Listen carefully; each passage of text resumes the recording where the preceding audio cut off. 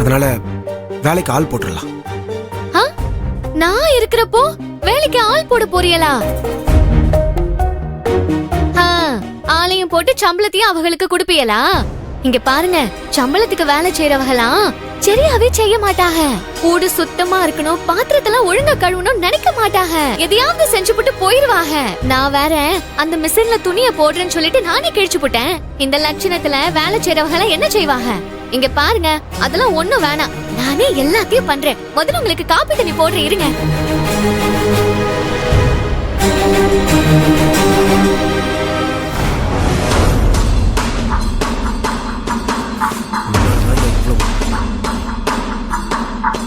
ஏயா, இன்னும் ஒரு நாள் இருந்துட்டு சொத்தை எழுதி வச்சுட்டு போய் சேர்ந்துருக்கலாம்ல.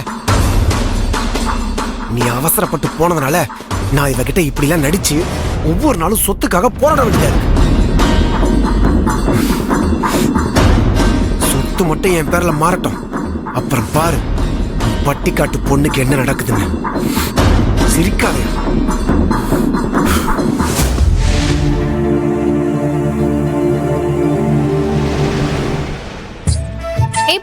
நீங்க என்ன பண்ணுத?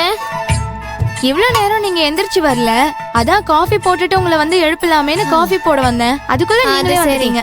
நீ எனக்கு காப்பி தண்ணி போடுதியா? நான் உங்க அண்ணனுக்கு காப்பி தண்ணி போடுதேன்.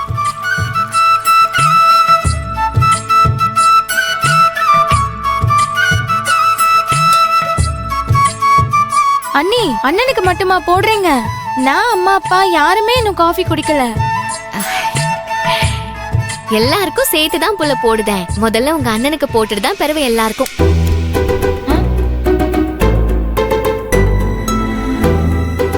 காலையில பாக்கும்போது அவ்வளவு சோகமா படுத்துட்டு இருந்தாங்க. இப்ப இவ்ளோ ஆக்டிவா வேலை செய்யறாங்களே, என்ன நடந்திருக்கும்?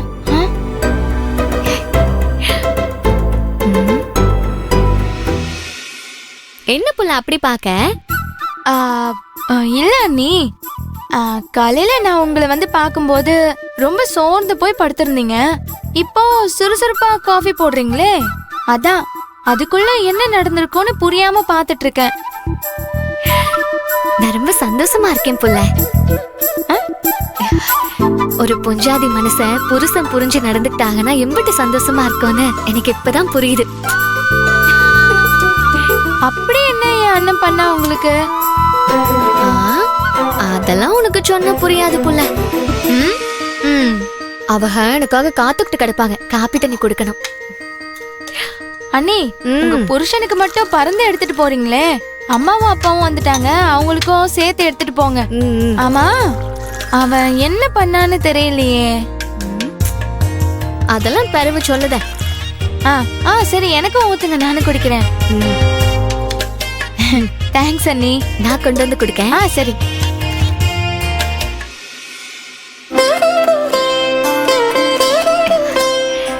வாங்க அத்தை, எடுத்துக்கோங்க. நான் அவருக்கு கொடுத்துட்டு வரேன்.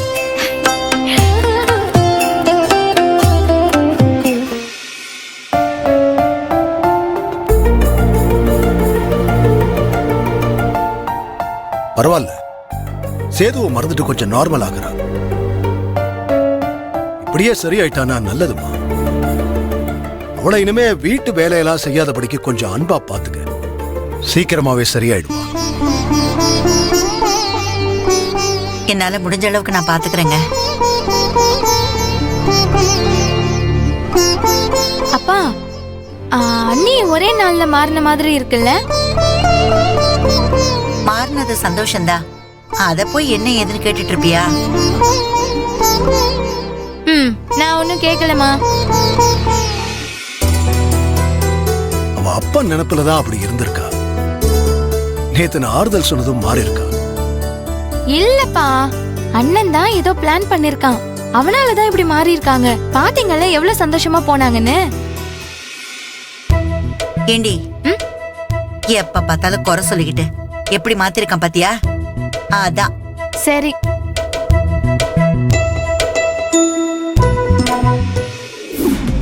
ஹலோ. ஆமாமா. அப்படியா? ஓகேங்க, அப்பா கிட்டே வந்து பேசுங்க.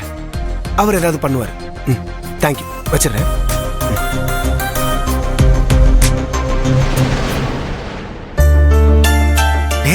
வாடா மச்சான், ஹாய்டா. வாடா. டேய், மச்சி. மச்சான், நான் உன்னை பக்கத்தாண்ட கிளம்பிட்டு இருந்தேன். அப்படியா? ம். சரி, வீட்ல என்னடா யாரையுமே காணும்? அம்மா அக்கா ராதெல்லாம் துளசி கூப்பிட்டு வெளியில போயிருக்காங்கடா. ஓ, ஓகே ஓகே. தங்கச்சி எப்படி இருக்கா? நார்மல் ஆயிட்டாளா? டேய், அதெல்லாம் அவளை நான் நார்மல் ஆக்கிடுவேன்டா. இப்ப கூட நான் சொல்லிதான் அவ வெளியிலேயே போயிருக்கா. ஆ, டேய் என்னடா சொல்ற?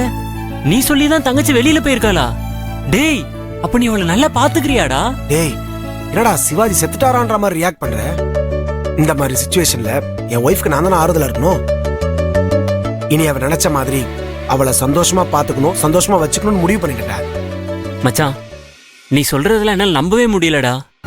பாவம் துளசி, அப்பாவை இழந்து கஷ்டப்படுறாளே, அதை புரிஞ்சுக்காம நீ அவளை கஷ்டப்படுத்துறியோன்னு நினைச்சேன்.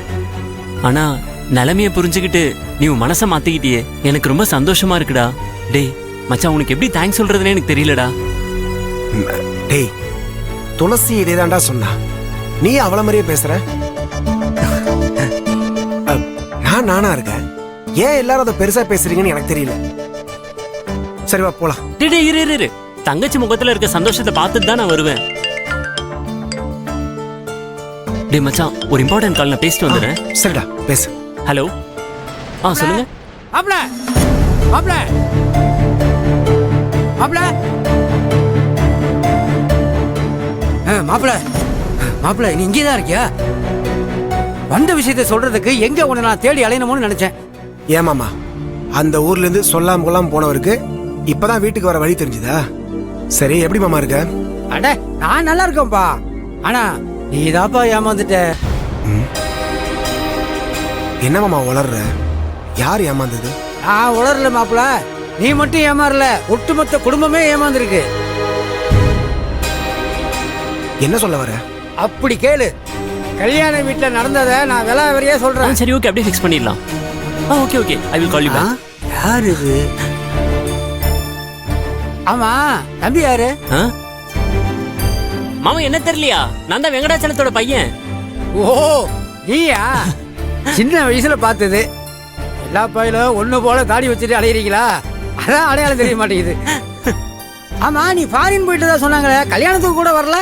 ஆமாம்மா, ஒரு பிசினஸ் ட்ரிப் விஷயமா ரஷ்யா வரைக்கும் போயிருந்தேன். அந்த நேரத்துல இவன் சொல்லாம இல்லாம கல்யாணத்தை வச்சுட்டான். அதனால தான் என்னால வர முடியாம போயிடுச்சு மாமா. ஆனா அதுக்கெல்லாம் சேர்த்து வச்சு உனக்கு பார்ட்டி வச்சுட்டேன் மாமா. பார்ட்டியா? என்ன கூப்பிடவே இல்ல? நீ எங்க இருக்கன்னு யாருக்கு தெரியுது? இங்க பாரு, எப்படி இருந்தாலும் உங்ககிட்ட பார்ட்டி வாங்காம நான் விட மாட்டேன். அது அப்புறம் பாத்துக்கலாம்.